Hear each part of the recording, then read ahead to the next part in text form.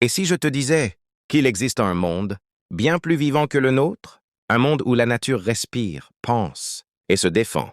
Bienvenue sur Pandora. Dans le film Avatar, l'humanité est arrivée sur cette planète lointaine. Pas pour explorer, mais pour exploiter. Leur objectif? Un minerai extrêmement rare, capable de résoudre la crise énergétique sur Terre. Mais il y a un problème. Pandora n'est pas vide, elle est habitée par les Na'vi.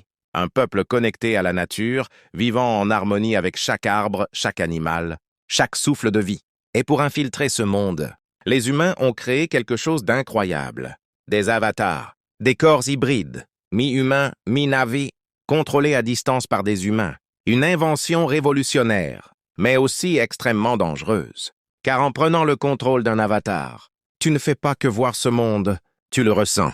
C'est ce qui est arrivé à Jake Sully, un ancien soldat, brisé, qui n'avait plus rien à perdre.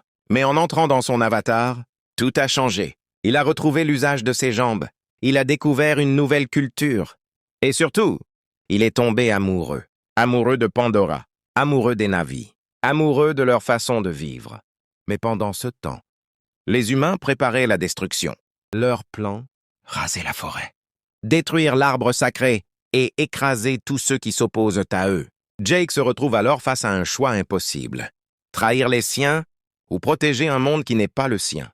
Mais au fond, est-ce que Pandora n'était pas devenue son vrai foyer? La guerre éclate. Une bataille spectaculaire entre technologie humaine et puissance naturelle. Et contre toute attente, la nature elle-même se lève. Les animaux, les esprits, la planète entière, tout se bat pour survivre. Et à la fin, ce n'est pas la force qui gagne, c'est la connexion.